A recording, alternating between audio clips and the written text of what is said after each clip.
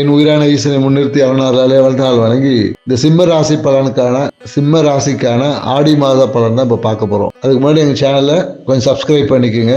ஏன்னா ஒவ்வொரு மாதமும் ராசி பலன் நம்ம சொல்றதுனால ஒவ்வொரு மாதத்தோட ராசி பலன் உங்களுக்கு நோட்டிபிகேஷனா வரும். சிம்ம ராசிக்கு இந்த ஆடி மாதம் எப்படி இருக்க போகுது அப்படின்றத நம்ம பார்க்கிறோம்.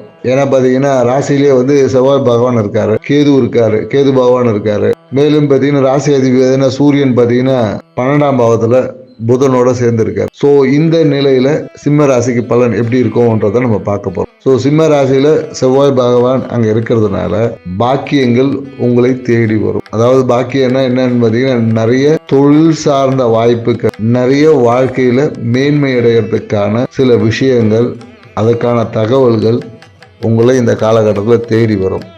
இந்த காலகட்டத்தில் என்னன்னாக்கா வீட்டிற்காக ஜாதகரே விரயங்கள் செய்யக்கூடிய வாய்ப்புகள் என்பது உருவாகும். அதே போல என்னன்னா குறிப்பா என்னன்னு வச்சுக்கீங்கன்னா இந்த வடகிழக்கு திசையில வீட்டுக்காக ஏதாவது ரெனிவேட் பண்றது இல்ல ஏதாவது ஒன்று பண்றது ஜாதகரே விரயங்கள் செய்வாருன்னு சொல்லணும். அதே போல என்னன்னாக்கா வடமேற்கு பகுதியிலையும் வீட்டுக்காக சில விரயங்கள் என்பது ஏற்படும். ஏன்னா செவ்வாய் கேது இணையும் போது ஏதாவது ஒன்றத்தை உடைக்கிறது, இடிக்கிறது, இந்த மாதிரியான ஏதாவது ஒரு தூண்டுதல் கண்டிப்பா ஏற்படும்.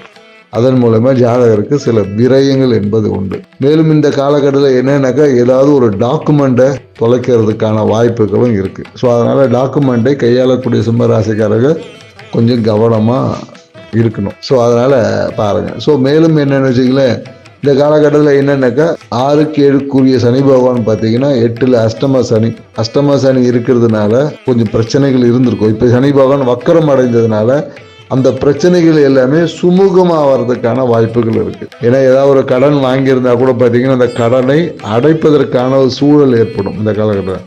அதே மாதிரி கணவன் மனைவி இல்லை வாழ்க்கை துணையோட ஒரு ஒத்துழைப்பு இந்த காலகட்டத்தில் சுமூகமாக அமையும்.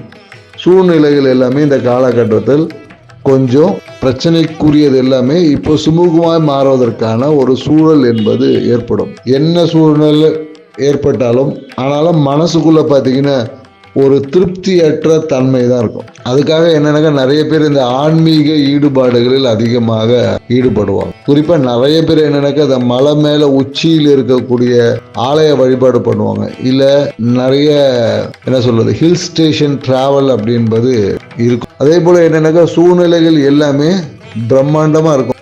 நம்மளை சுத்தி பேசக்கூடிய நண்பர்கள், அந்த உறவுகள், சூழ்நிலைகள் எல்லாமே பார்த்தீங்கன்னா அவங்க சொல்லக்கூடிய அந்த வார்த்தைகள் எல்லாமே நமக்கு ஒரு பெரிய ஒரு உத்வேகத்தை கொடுக்கக்கூடியதாக இருக்கும். ஆனால் அந்த உத்வேகம் நடக்குமா என்பது காலம்தான் பதில் சொல்லணும். ஆனால் பார்ப்பதற்கு ஒரு எப்படி சொல்லுன்னா ஒரு கற்பனையில் பார்த்தீங்கன்னு வச்சுக்க சிறப்பாக இருக்கும். ஒரு கற்பனையில் அப்படியே பார்த்தீங்கன்னா நிறைய காசு வரா மாதிரியோ நிறைய அந்த விஷயங்கள் எல்லாமே அதுக்கான சாதகமான சூழ்நிலை இருக்கா போல ஒரு இல்யூஷன் தென்படும். அந்த இல்யூஷனால ஒரு மனசுக்குள்ளே இனம் புரியாத ஒரு மகிழ்ச்சி, ஒரு ஹாப்பினஸ் எல்லாமே ஏற்படும். ஆனால் அதை நடப்பதற்கான முயற்சிகள் செய்யும்போது மட்டும்தான் அது நடக்கும். இல்லைன்னா அது வெறும் கனவாக இருக்கும். அப்புறம் கனவை தட்டி எழுப்பி இப்போ கனவை கலைஞ்சிச்சு எஞ்சி போய் வேலை பாருன்ற மாதிரி தான் இருக்கும். ஸோ அதனால் இந்த காலகட்டத்தில் நிறைய கனவுகள், கற்பனைகள் ஏற்படுவதற்கான சாத்தியக்கூறுகள் இருக்குது.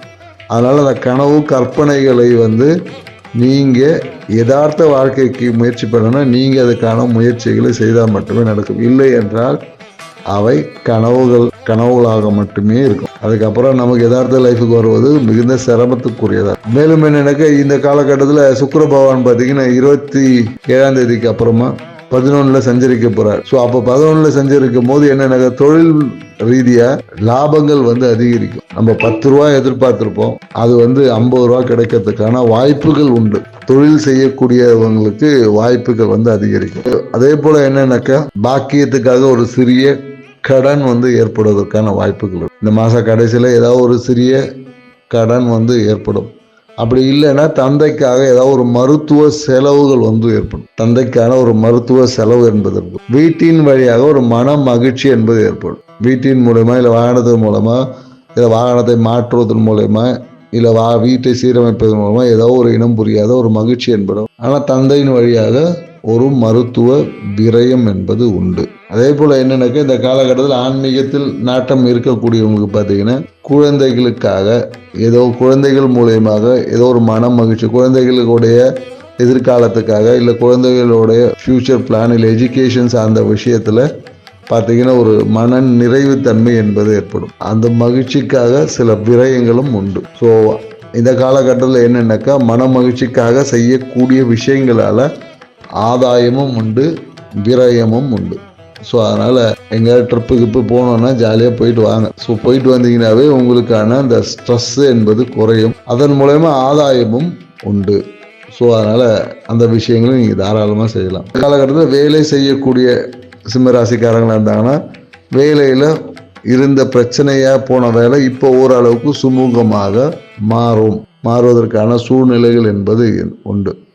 அதே போல் என்னென்னாக்கா இந்த காலகட்டத்தில் யாருக்கும் தேவையற்ற வாக்குறுதிகளை கொடுத்து விரயத்தை ஏற்படுத்திக்காதீங்க.